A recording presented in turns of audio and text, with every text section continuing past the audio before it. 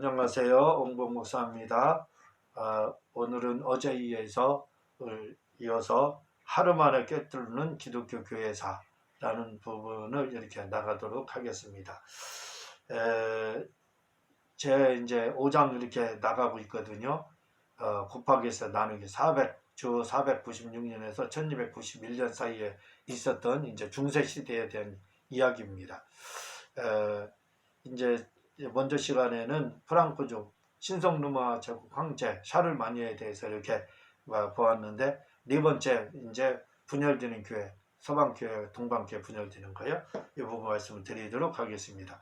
동방교회, 서방교회는 수세기 동안 다툼을 가졌다. 그러나 그들은 한 몸이라는 인식은 변하지 않았다. 한 몸이지요. 그런데 9세기에서 13세기 사이에 발생한 세 가지 불행한 사건이 교회를 둘로 완전히 갈라놓고 말았다. 동방교회, 서방교회, 13세기에 딱 완전히 갈라지게 됩니다. 첫째로 동방교회와 서방교회의 분열의 근본 원인은 니케아 신주 때문이다.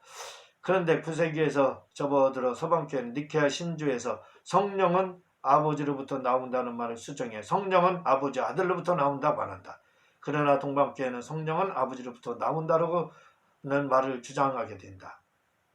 이 아들이 들어감으로 동방교회, 서방교회는 분열이 되기 시작한다. 성경상 동방교회 주장이 많습니다. 서방교회는 성령이 아버지하고 아버지 아들로부터 나온다 이렇게 되어 있는데, 그런데 동방교회는 성령은 아버지로부터, 성경은 아버지 품에서 나오시는 성령님이 이렇게 하고 있잖아요. 동방교회 주장이 많습니다. 둘째로 그래서 이제 서방교회 성령들로 분열이 됐고요. 둘째로 서르마 교회의 황수가 동방교회를 들이받다. 이 황수 문제, 이 무슨 말이냐면 1048년 어느 날 신바드 신지 않은 세 명의 순례자인 프르노아와 훔보트와 힐데 브란트가 노마에 들어왔다. 그들은 교회를 변화시켰다. 그들 중 한 명이 바로 교황 레오 9세인 브루누였다. 이 사람 중에 하나가 이제 교황이 된 거예요. 브루누와 그의 후계자들은 하나님께서 교황에게는 다른 성도들보다 우월권을 주셨다고 믿었고 가르쳤다. 이런 우월주의 때문에 결국 동방교회와 서방교회가 분열되기 시작했다. 이제 교황한테 권세를 부여하는 겁니다. 또 다른 어떤 그런 말미암아 이제 이런 것들이 동서방으로 나눠지게 돼요. 당시 동방교회 주교는 미카엘인데, 그는 노마 교황 프르누를 교황으로 인정하지 않고 노마 교회를 존경하는 교회를 폐쇄시켜 버렸다. 이에 분노한 교황은 사절로 훔무트를 파견한다. 그는 사절로 나가기 전 영어로 하면 황수라는 말을 쓰고 그것을 가지고 동방교회에 갔다. 그런데 여기서 황수라는 말은 라틴어로 교황의 이름으로 작성된 교서라는 뜻을 가지고 있다. 그는 1054년 7월 16일 성소피아 성당에 들어와서는 성만찬을 하고 있는 교회에 황수라는 이름의 교서를 던지고 밖으로 나가게 된다. 그 교서에는 동방교회 성직자들은 결혼을 허락했으며 서방교회에서 건너온 성도들에게 침례를 베풀었으며 신주의 아들이라는 구절을 삭제했다고 하며 책망하는 교서였다. 그런데 그는 이 교서를 성찬식 탁자에 던지고 나갔던 것이다. 동방교회는 그에게 동방교회의 교서를 가져다 살펴보라 했지만 그는 거절했다. 이것이 두 번째 이유다. 세 번째 이제 동서방으로 하는 것은 뭐냐면 십자군원정이다. 이것이 이제 결정적인 분열의 원인이라는 겁니다. 동방 사람들의 소망은 예루살렘 성지 순례였다. 중세 사람들의 소망은 예루살렘 성지 순례였다 이런 거예요. 그런데 638년 이슬람 교도들이 정복당한 예루살렘을 방문하는 것은 그리 쉽지 않았다. 왜냐하면 통행세를 내야 했기 때문이다. 1095년 교황 우르반 2세는 한편의 설교를 했다. 동방교회 형제들에게 도움을 청합니다. 이슬람 교도들과 아랍인들에게 예루살렘을 빼앗겼는데 이제 주의 이름으로 명하노니 상스러운 종족들을 그 땅에서 몰아냅시다. 이 설교를 들은 백성들은 그것이 하나님의 뜻이라 합창했다. 그리고 사람들이 몰려들었다. 그들은 동방제국의 콘스탄티노플에 집결하기 위해 의견을 모았다. 이것이 제1차 십자가 원정이었던 것이다. 1099년 7월 15일 십자군들이 예루살렘을 뒤찾았다. 그리고는 무차별한 학살로 이슬람 교도들의 학살함으로 이슬람 교도들의 피가 강처럼 예루살렘 거리에 흘렀다. 십자군들은 남녀노소를 가리지 않고 수많은 사람들을 학살했고 심지어 가태하는 아이들까지도 벽에 던져버렸다. 회당에 불을 질렀고 산채로 유대인들을 태워 죽였다. 그리스도의 이름으로 무차별 학살을 했다. 이로 인해 지금까지 유대인들과 이슬람 교도들이 기독교를 박해하게 된 계기가 되었다. 잠시 후 성지는 다 빼앗겼다. 제4차 십자군 원정은 새로 로마의 교황 인스텐트 3세 때 때문이었다. 인노센트 3세 때 이제 다시 제4차 십자가 원정이 시작됐다는 거예요. 이렇게 1차 빼앗으니까 빼앗긴 거예요. 1203년 7월 5일 십자군들이 동방 제국의 수도에 당도했다. 콘스탄티노플 시민들은 십자가 군들의 지휘원으로 심기가 사나워졌다. 이에 시민들이 분기를 일으켰고 십자군에 반대했던 황제가 동방 제국의 새로운 황제가 되었다. 그러자 십자군들은 강분했다. 그들은 콘스탄티노플에 갇히게 되었다. 그러자 그들은 콘스탄티노플을 점령하기로 결의한다. 1204년 부활절 바로 전 금요일날 거두대 붉은 십자가 모양을 새긴 십자군들이 콘스탄티노플을 누락질하기 시작했다. 그들은 4월 동안 그리고 그리스도의 이름으로 믿는 형제들을 잔혹하게 살해하고 강간했다. 그들은 성 수피아 성당 기물을 약탈했다. 동방교회의 한 저술가가 말하길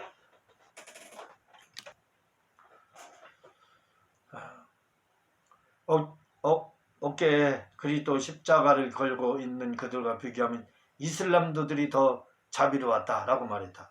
얼마나 십자가 원정들이 십자가 어깨에 메고 잔혹하게 그랬는지 이슬람 교도들이 다 자비로웠다 할 정도로 동방교회 한 저술가가 그렇게 말했던 겁니다.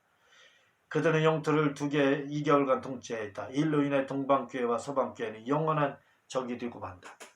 십자군 원정 나와서 콘스탄티노플에 지켜내가지고 결국 한다는 짓이 서방교회, 동방교회 중심인 콘스탄티노플을 점령해서 온갖 기독교인들, 콘스탄티노플 시민들을 다 그냥 잔혹하게 죽이고 했으니까, 약탈하고 했으니 이게 강간하고 살인하고 그러니 좋았겠어요. 그래서 동방교회, 서방교회가 완전히 분리가 된 겁니다. 제6장 하나님은 결코 멈추지 않으신다. 수도원 시대입니다. 673년에서 1295년 현대 개신교는 자기와 맞지 않으면 옮겨 다니지만 중세에는 상상할 수 없었다고 한다. 중세의 시대는 크리스찬이 된다는 것은 하나의 거룩한 사도들의 교회에 소속되는 것을 의미했다. 중세는 한마디로 수도원 문화와 철학이 등장하는 시기였다. 첫 번째, 선교사들과 수도사들 가운데 임한 하나님의 도서. 중세 초기 수도원들이 영국과 아일랜드에 선교를 중점으로 했는데 처음에 이기도들에게 복음을 수도사와 수녀들이 전했는데 그때는 이기도들보다 발달한 농업기술을 보급함으로 시작했다. 결국 이 전략이 맞아 떨어져 선교가 이루어졌다. 그러니까 처음에는 이렇게 농업기술 이런 거 전파함으로 선교에서 성공을 하게 됐다 이거지요. 중세 초기에 중국, 영국과 아일랜드에 선교를 중점으로 했는데 그때 이교도들에게 영국과 아일랜드 사람들에게 이렇게 농업기술 선진 문물을 이렇게 제공해서 전도했다 이거죠. 중세 시대는 한마디로 수도원 시대라고 보면 될 것이다. 또한 신비주의자들이 판을 친 시대이다. 1204년 프란시스라는 수도자가 나타났다. 그는 우리가 알고 있는 성 프란시스코이다. 그는 인심하기 전에는 문둥병 환자들을 멸시했지만 회심 후에는 그 상처에 입을 맞추고 반갑게 맞았다고 한다. 하나님께서 그의 감정을 혐오에서 사랑으로 바꾸신 것이다. 세 번째, 스콜라 철학자들 가운데 임한 하나님의 도성 안셀무스, 1093년 프랑스 노르망디에 있던 한 수도원 원장이 영국 캔터버리의 대주교가 되었다. 그의 이름은 안셀룸이었다. 그는 곧 프랑스 국왕과 충돌할 것을 알았다. 프랑스 국왕 윌리엄 2세는 교회를 통제하려 했다. 안셀룸이 욕구를 받아들여주지 않았다. 이 요구를 그러나 안셀룸이 받아들이지 않았다는 거예요. 그래서 그는 인생의 3분의 1을 유배지에서 보내게 된다. 그는 그곳에서 많은 책을 제출했다. 이렇게 해서 시작된 것이 스콜라 철학인데, 이 안셀무스로 말을 하는 거예요. 안셀름을 가리켜 스콜라 철학의 아버지라 하는 것이다. 스콜라 철학이란 신학과 철학의 유기적 조화로 고대 헬라 철학을 기독교에 흡수한 것을 말한다. 대표자는 안셀무스와 토마스 아퀴니스이다. 스콜라 철학이란 수도에 부속된 신학교의 교사들에 의해 철학이 연구되고 배웠기에 스콜라 철학이라 한다. 이 시기의 철학은 교부들에 의해 왕성한 교리를 아리스토텔레스의 논리학과 연역법과 기나법을 가지고 교리를 철학적으로 증명하기 위해 철학이 연구되었다. 즉 철학이 신학을 증명하는 하나의 도구리 되었다. 영어로 스콜이 학교인 것처럼 스콜라 철학이나 신학교에서 철학을 받아들인 겁니다. 신학을 증명하기 위해서 철학을 사용했다 이거죠. 이거 스콜라 철학. 그 사람이 누구냐면 저쪽으로 안셀룸이 안셀무스는 아니네요. 안셀룸하고 안셀무스는 다른가 봐요. 두 번째 토마스 아퀴나스.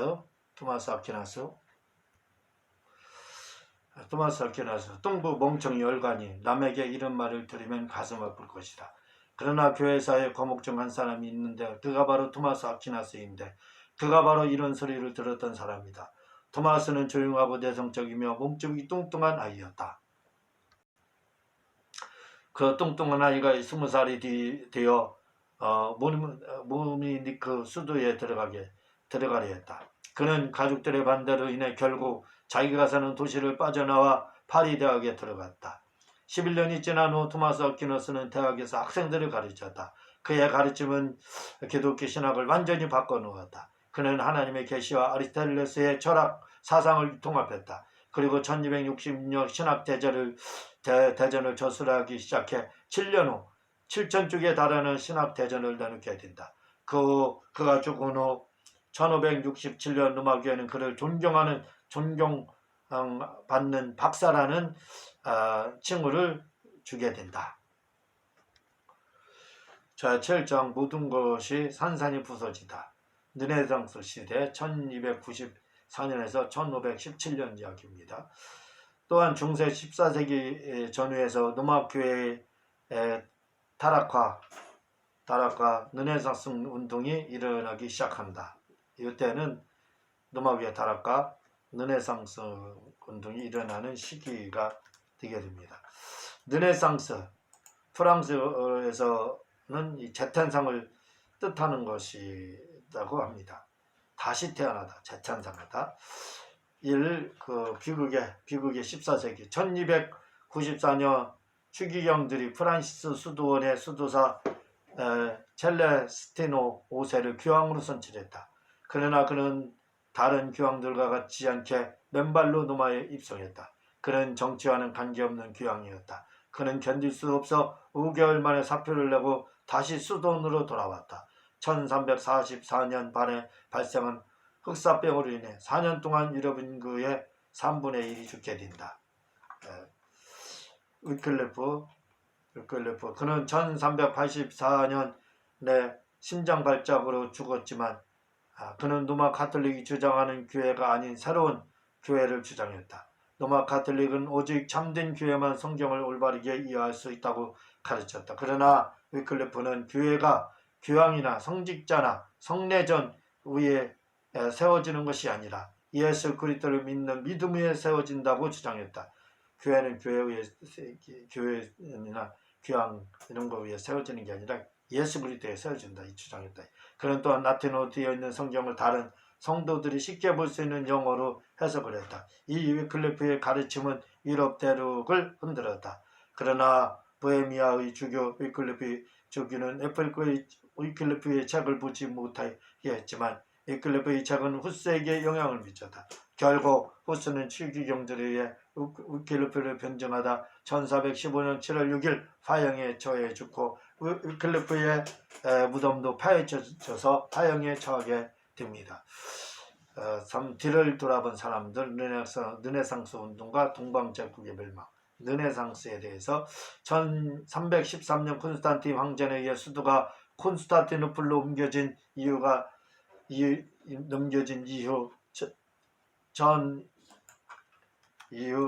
1453년까지 콘스탄티노플이라는 비잔틴은 동방제국의 유서 깊은 도시였다. 그러나 1453년 5월 29일 오스만 투르크족이 콘스탄티노플을 공격 점령하게 된다. 그 성소피아 성당은 이슬람 사원이 되었고 1930년부터 현재까지 박물관으로 사용되고 있다. 그러다가 또 얼마 전에 이게 다시 이슬람 사원으로 바뀌게 됐다고 해요. 이슬람에 정복된 동방의 학자들은 서방으로 피신했다. 그들은 가장 값진 자산이었던 고대 그리스의 사본들을 서방으로 가져왔다. 로마의 기독교인들은 고대의 저작에 관심이 없었지만 동방의 기독교인들은 소중히 여겼다.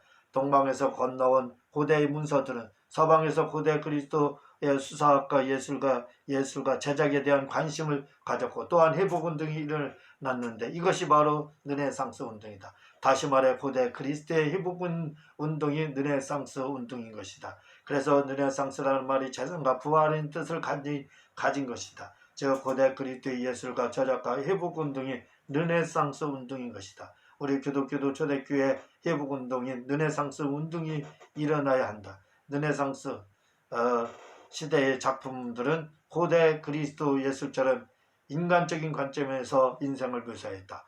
그래서 그들은 인본주의자라 했던 것이다. 이런 르네상스 운동은 크리스찬들에게도 일어나 원전으로 돌아가자라는 그 말에 원어적 의미의 채취를 탐구했다.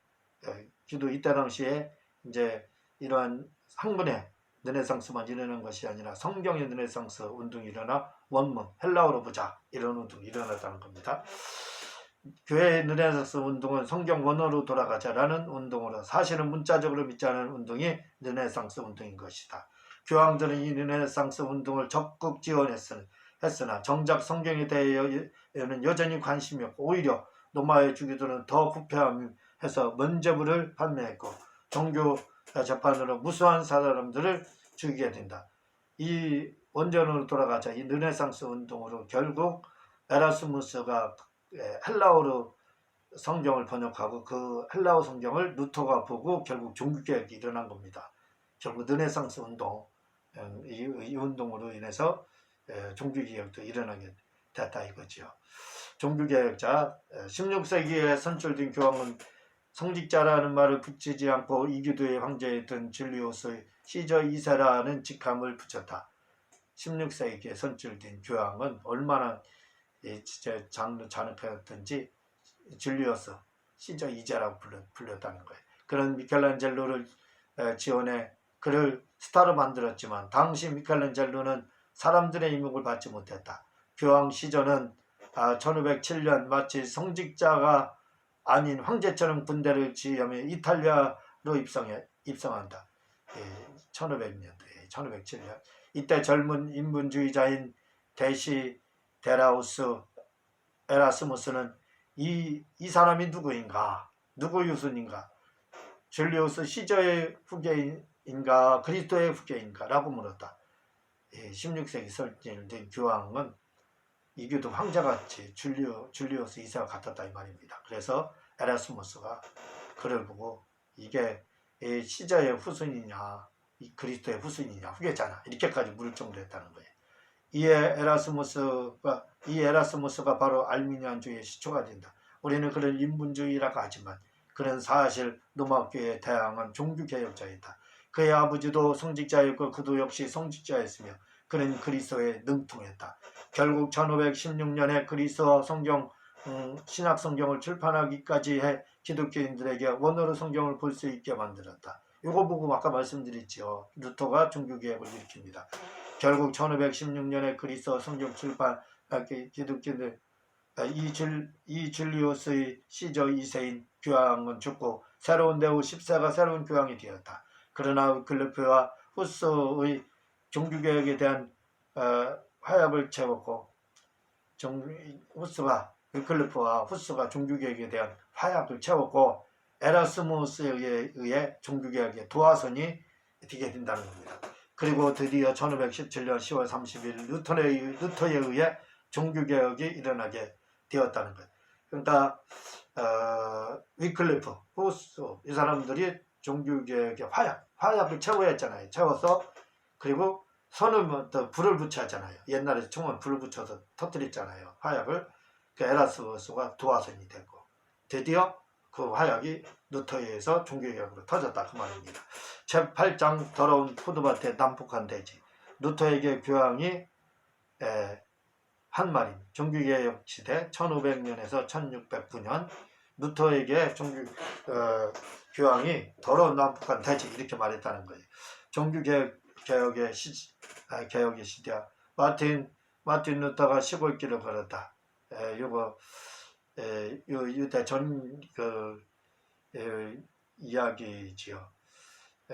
이게 지금 한번 더 읽자니 그렇고 제가 중간에서 읽겠습니다. 루터는 에라스무스가 쓴 그리스도 신학 성경을 보게 된다. 그의 시선을 사로잡은 것은 바로 의라는 말이었다. 그가 원어로 의라는 말을 보았을 때 원에서 의라는 말은 의로운 상태를 의미하기도 했지만 누군가가 누군가에게 의롭다고 선언하는 행위를 의미한다는 것을 알게 되었다. 디카이오 이 말입니다. 이걸 말하는 거예요.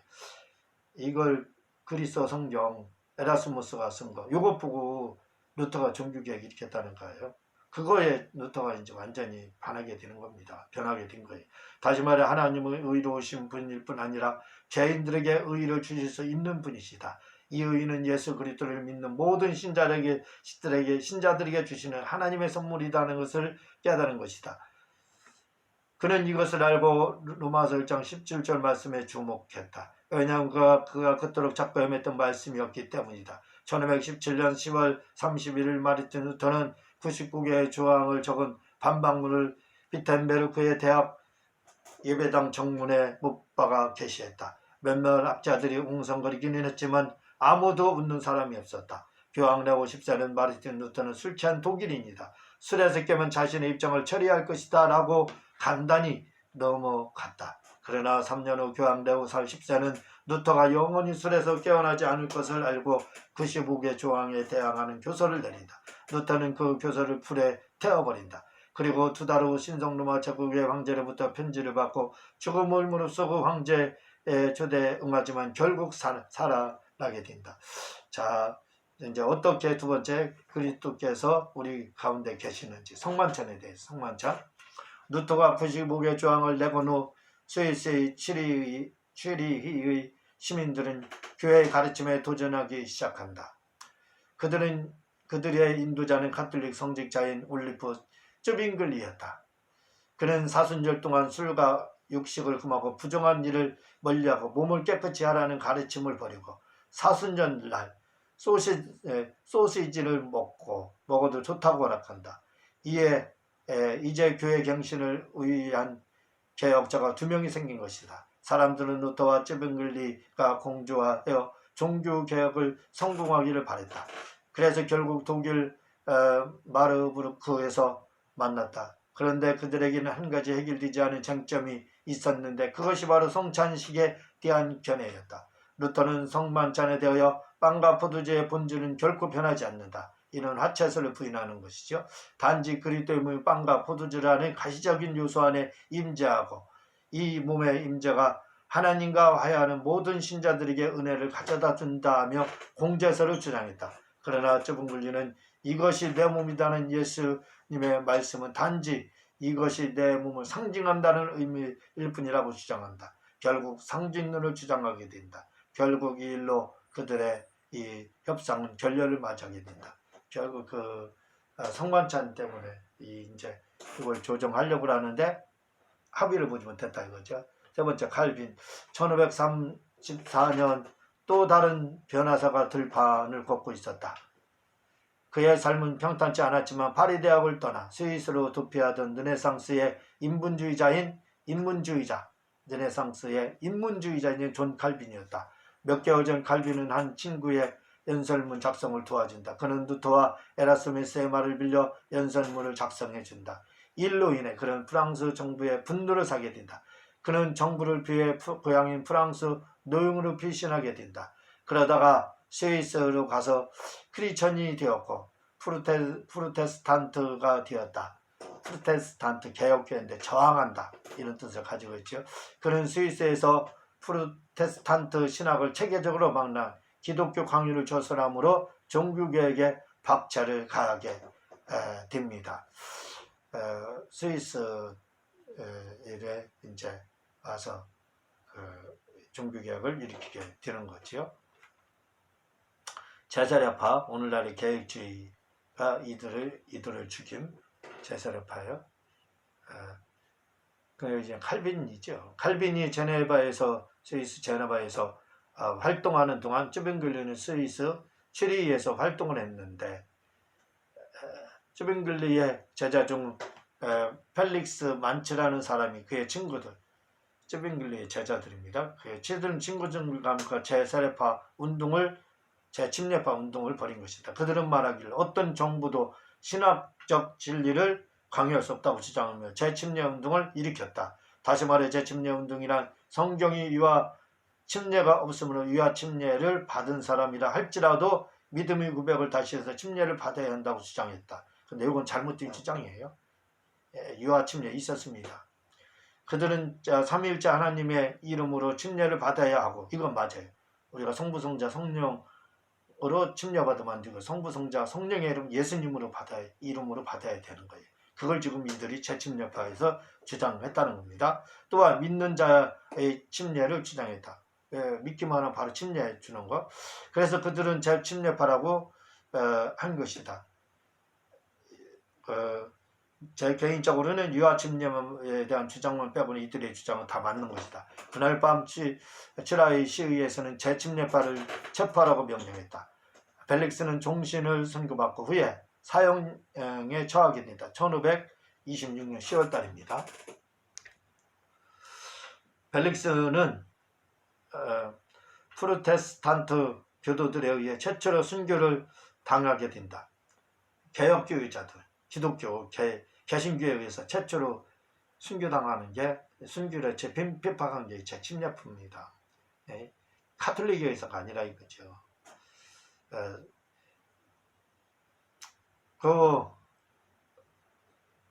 그 로마 카톨릭과 프로테스탄트 교회는 재침례파를 탄압하게 됩니다. 같이 탄압했다는 거예요.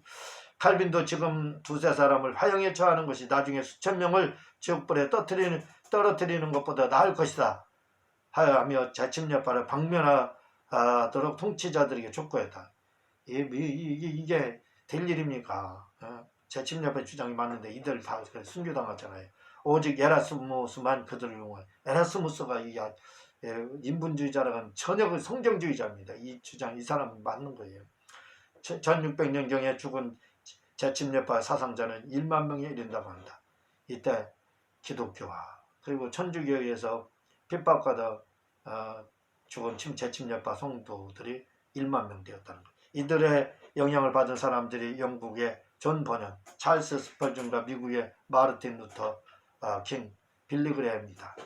영국의 존 버년 철로역자 쓴 사람, 이 사람한테 연결되고 영향을 주고 찰스 스펄전에게 영향을 주고 마르틴 루터 킹, 빌리 그레 미국 남침례교에 영향을 줬다는 겁니다. 자, 헨리 8세가 원한 것은 단지 아들뿐이었다. 종교개혁이 일어나자 영국 왕인 헨리 8세는 교황을 지지했다. 1520년도에요. 이 헨리 8세는 아들을 얻기 위해 황후들에게 3번씩이나 황후들을 3번씩 결혼 3번 한 거예요. 맞지요. 결국 아들을 낳았지만 12살에 죽게 된다. 그리고 그도 죽게 된다. 그래서 그의 후계자로 할 수 없이 딸 메리 투더가 메리 투더 메리트더가 그 권좌에 오르게 된다는 겁니다. 그녀는 영국을 누마 교회로 회귀시키려고 300명의 개신교인들을 이렇게 사형에 처형을 했다는 겁니다. 그녀의 뒤를 이어 왕위에 엘리자베스 여왕이 된다. 그녀는 헨리 8세의 둘째 부인의 딸이었다. 엘리자베스는 영국 교회를 카톨릭과 개신교의 중간 지점에 갖다 놓기를 원했다. 이것이 영국의 국교인 성공회이다. 성공회는 의례는 카톨릭을 따랐지만 신학은 개신교를 따랐다. 그래서 영국의 성공회가 여기는 의식은 신부예요. 카톨릭 신부 수녀 이렇게 되지만 신학은 기독교를 따랐습니다. 그런 이렇게 됐다는 거예요.